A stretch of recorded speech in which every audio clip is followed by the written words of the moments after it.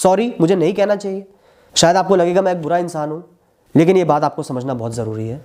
दोस्तों, एक क्वेरी आई थी मेरे पास कमेंट सेक्शन में, तो मैंने कम शब्दों में उसका जवाब दिया, लेकिन मैं अपने जवाब से खुद सेटिस्फाइड नहीं था, क्योंकि इस बात को गहराई से अच्छे से कवर करना ज़रूरी है, इसलिए आज मैं इसको कवर करूँगा।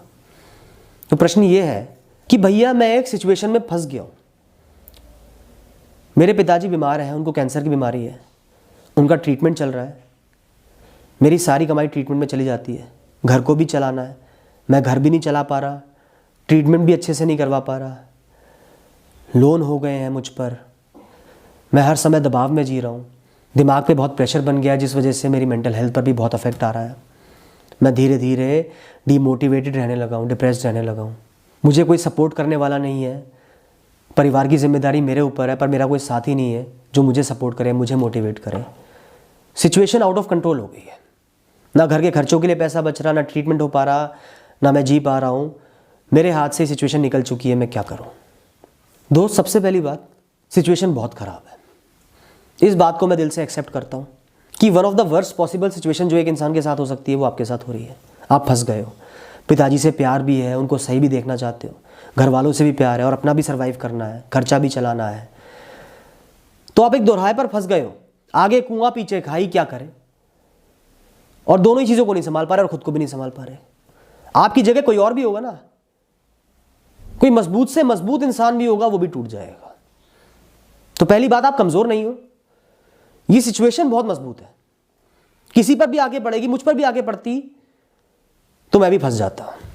और इसका जो सोल्यूशन है ना, वो थोड़ा सा कड़वा भी है, शायद किसी को बुरा भी लगे, या मैं आपकी जगह होता मुझे भी बुरा लगता, लेकिन दोस्तों सोल्यूशन ढूंढना बहुत ज़रूरी है, वरना आप हर खाने से फेल हो जाओगे, चारों खाने चित हो जाओगे, सब कुछ बुरा ही होगा।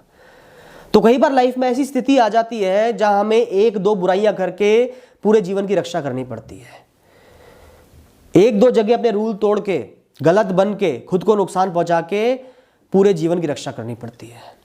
जब किसी के शरीर पर बनाती है, हाथ या पैर में ऐसा रोग हो जाता है जो पूरे शरीर में फैलकर शरीर को ही खत्म कर देगा, तो उस हाथ या पैर को काटना पड़ता है। मन नहीं करता, इंसान डिप्रेस्ड रहता है, दुखी रहता है, लेकिन अपने जीवन के लिए बड़े फैसले लेने होते हैं। तो दोस्त, आप एक सीमित पैसा कमाते हो जिसमें आपकी गलती नहीं है, पैसा पेड़ पे तो उगता नहीं है, या सोचने से तो पैसा आता नहीं है, या हर इंसान 1 करोड़ रुपए महीना तो कमा नहीं सकता, और जो लोग ऐसा कहते हैं उनसे बड़ा कोई मूर्ख नहीं होता। सबकी परिस्थिति अलग है, संभावनाएं अलग हैं, कमाई अलग है। आप एक लिमिटेड पैसा कमा रहे हो, आपकी नौकरी लगी हुई है, कमा रहे हो, घर पे खर्च कर रहे हो, सबसे ज़रूरी चीज़ें ये है, मतलब आप एक रिस्पॉन्सिबल इंसान हो, काबिल इंसान हो, खाली नहीं बैठे, हार नहीं मानी, कुछ कर रहे हो। तो सबसे पहले खुद को अप्रिशिएट करो, खुद को रिस्पेक्ट करो। सब कुछ नहीं कर पा रहे हो उसके लिए डिसरिस्पेक्ट मत करो, सब कुछ कोई भी नहीं कर सकता, यह आपके हाथ की बात नहीं है। ऐसा नहीं है कि आज नंगे पैर जलते हुए कोयले पर चल जाओगे तो आपको 1 करोड़ रुपए मिल जाएगा, पैसा ऐसा नहीं आता, तरीके से आता है, हिसाब से आता है।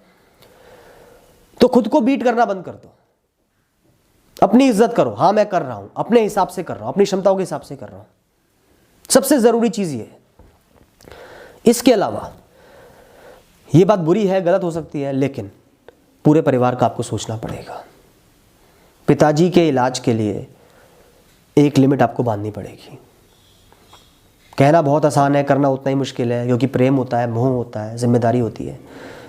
इंसान को अपने बारे में बुरा फील होता है जब हम नहीं कर पाते, लेकिन दोस्तों लाइफ का सच यही है, आज अगर आप लोन लेते रहोगे, लोन लेना नहीं छोड़ोगे, तो कल पूरा परिवार सफ़र करेगा। आज पिताजी सफ़र कर रहे हैं, कल पूरा परिवार सड़क पर होगा, आप भी सड़क पर होगे, कुछ नहीं कर पाओगे, डिप्रेस्ड हो जाओगे। तो जीवन ऐसे नहीं चलता। बाकी सबके प्रति भी अपनी जिम्मेदारी को समझो, खुद के प्रति भी अपनी जिम्मेदारी को समझो। तो लोन इतना लेना जो आप चुका पाओ, वहां तक जरूर लो जितनी आपकी क्षमता है। आप 30,000 रुपये महीना कमा रहे हो, तो 15,000 में अगर आपका घर चल रहा है तो 15,000 रुपये पिताजी के लिए आपको बिल्कुल लगाने हैं, फिर अपना नहीं सोचना। या थोड़े बहुत खर्चे कम करके बेसिक्स पर आके और पैसा डाल सकते तो डाल दो पिताजी के लिए, ये आपका फर्ज है। लेकिन ऐसा नहीं है कि पूरे घर वाले भूखे रहे और उनका इलाज करवा रहे हो, बिल्कुल गलत है। सॉरी, मुझे नहीं कहना चाहिए, शायद आपको लगेगा मैं एक बुरा इंसान हूं, लेकिन ये बात आपको समझना बहुत जरूरी है कि पूरे घर को आपने मैनेज करना है। और जहां एक इंसान की हेल्थ पर इतना पैसा लग रहा है ना, तो ये कड़वी बात है कि सही होने के चांस कम हो जाते हैं। अगर एक शरीर इतना पैसा मांग ही रहा है, इतना लंबा इतना गहरा इलाज चल ही रहा है, तो चांसेस भी बहुत ज़्यादा अच्छे नहीं हैं। तो पूरे परिवार का आपको सोचना है, अपनी क्षमता के हिसाब से बेस्ट पिताजी के लिए करना है और बाकी खर्चे भी मैनेज करने हैं। और इसके लिए गिल्टी नहीं होना। आपने कुछ भी गलत नहीं किया है, मैं आपको कह रहा हूं,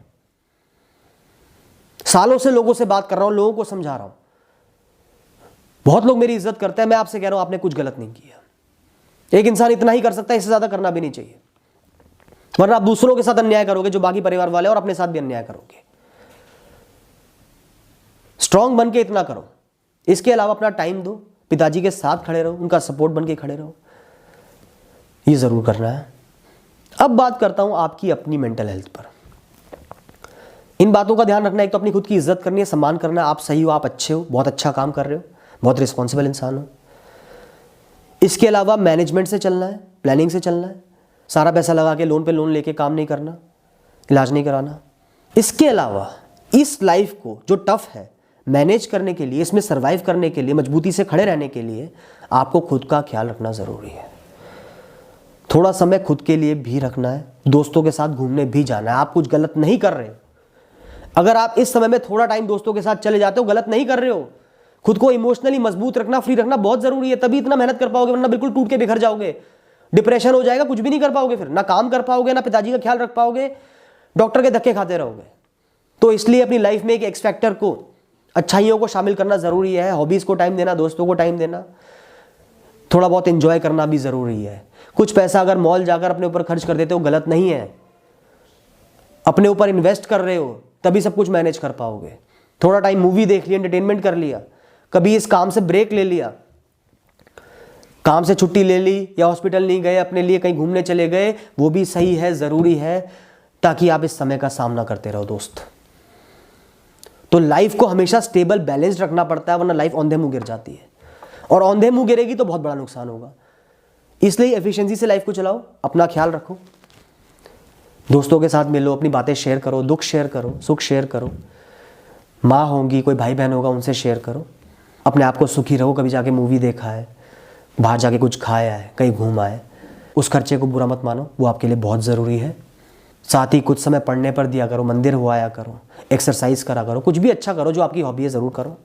इसके अलावा काम भी करो, पिताजी को भी देखो, घर भी चलाओ, और खुद पर हमेशा प्राउड फील करो कि मैं अपनी तरफ से बेस्ट कर रहा हूँ। इससे ज़्यादा एक आम इंसान कुछ नहीं कर सकता। मैं इतना कर रहा हूँ, वो बड़ी बात है। बाकी मैं ये कहूँगा, एक इंसान सिर्फ कर्म कर सकता है, 100% कर्म कर सकता है। जो भाग्य में लिखा है वो होगा ही, जो होनी है होगी।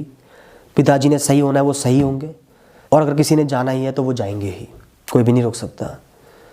तो होनी की, लाइफ की, सर्कमस्टेंसेस की, भाग्य की रिस्पेक्ट करो, अपनी तरफ से कर्म करो, फ्री होकर कर्म करो। जिम्मेदारी पूरी करनी है, अच्छे से पूरी करनी है, खुद को बांधना नहीं है, खुशी के साथ काम करने हैं, और जीवन में अच्छाइयों पर ध्यान देना है, अच्छे से जीवन को जीना है, खुद का भी ख्याल रखना है, और बाकी परिवार का भी ख्याल रखना है। बस इतना ही मुझे कहना था। Thank you and all the best.